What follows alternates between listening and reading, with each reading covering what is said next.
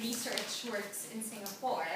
But in the rest of the world, you really can't use your economic wealth to fake scientific results or to fake sociological returns even, precisely because of the high visibility that these particular studies attract. In fact, even before any kind of academic research can gain traction, it must undergo several levels of falsifiability and being verified by other institutions. No one company presents something and is the only one who believes that, and then suddenly that gets accepted into mainstream discourse. We think this is a myth fed to us by a firmament.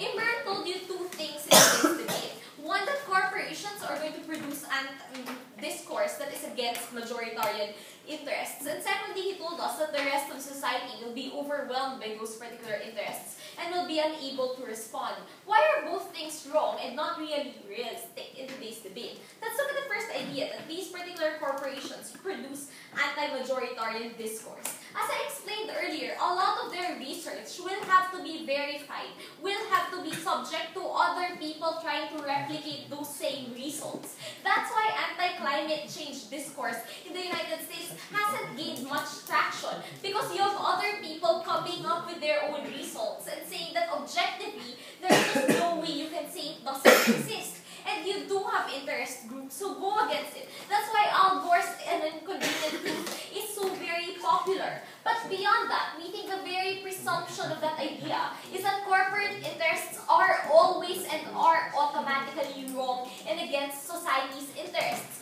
We think that isn't true and is very undemocratic for a state that recognizes corporations as important actors in society to immediately assume that. Because sometimes corporate interests are in line with society's interests. That's what we saw happening in the financial crisis. They aren't always awful, they aren't always bad, and when they are bad and they are awful, we think the rest of society can fight back. And that's precisely where my second rebuttal comes in. We don't think the rest of society is overwhelmed. You have a very vibrant academic community.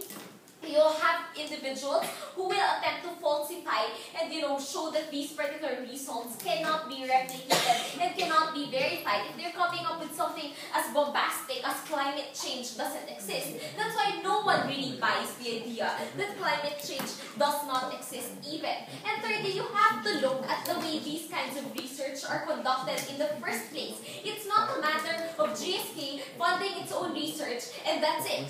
It's accepted like that. Most of the time, these corporations partner up with other academic institutions to make sure that they have a veneer, they have a degree of objectivity. And because these institutions like Duke University or Stanford, for example, have their own interests to maintain, we think A, that serves as an important check and balance, but B, that ensures they don't fake the results because it's their own names on the line as well. So we think they missed out by refusing to acknowledge the effects of this on the research community. Our stance is that we're perfectly happy with corporations sponsoring academic research, either on their own or in collaboration with other members of whichever relevant community it is, be it the sociological or scientific community. We think though these particular types of research have to face the same level of requirements of falsifiability and verifiability and being able to reproduce the results as any other particular research before it's accepted as academically relevant. I'm going to talk to you about two arguments in particular. The first is about the state having no right to limit those who can contribute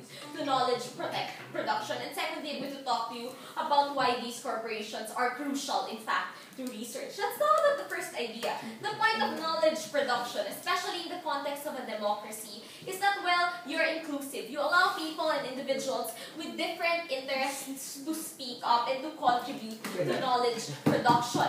We think, for example, that's how you got many breakthroughs. You had Foucault going up against Freud, and Galileo going up against the very powerful Catholic Church. In the same way, we need these particular corporations to come up with their own research, whether it be right or it be wrong. Because we think if it's right, it's going to get verified. If it's wrong, it's going to get falsified by whoever produces countering discourse. We think that's very important in the democracy. We don't think the state ever steps in and says that just because you're rich, just because you have economic wealth, your right to a freedom of speech and your right to freedom of expression and information access should be limited. We think that's fundamentally undemocratic undemocratic, and they've shown us absolutely no reason for that beyond the entire, well, they have their interests to protect. Following that train of logic, we wouldn't let North Notre Dame or Boston College produce any research at all because they're Catholic and they have the Catholic discourse to protect. The truth of the matter is, any institution will have some sort of discourse or some sort of ideology or interest they want to protect. But in the free market, you allow research to exist, you allow different viewpoints to exist, because you assume, especially in the academic community, Imran, that people are smart enough to filter things and figure out which is right and which is wrong. I think that's very important.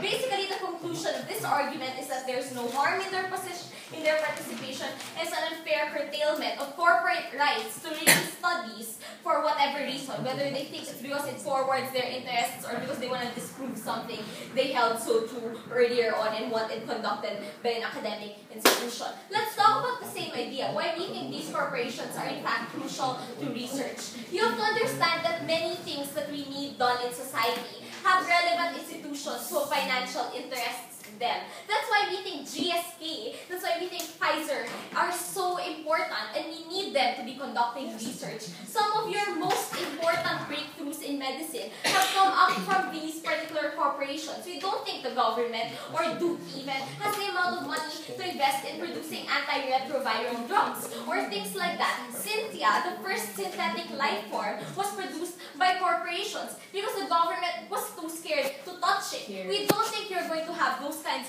of breakthroughs, not only for two particular reasons. If you depend entirely on the academe or you depend entirely on the government, we think there are two reasons for that. One is ideological barriers, and two is financial barriers. Let's talk about the first idea. Even the state has ideological barriers and ideological stances when it comes to funding research. They might want to err on the side of, climate change exists, but it's not so bad, or, things like taxation is important, depending on who's in power. So we don't want to just leave it up to them. We think people, other individuals, other actors must be able to contribute to that discourse. Even in status quo, you don't have any research being done on stem cells because, well, the government has outlawed research on it. Even if it's legal in California, New Jersey, and even Australia. We think without private corporations of the financial backing, you're never going to get any academic research out on that. But we think on the second level, you have to look at finances. There are lots and lots of things to research on,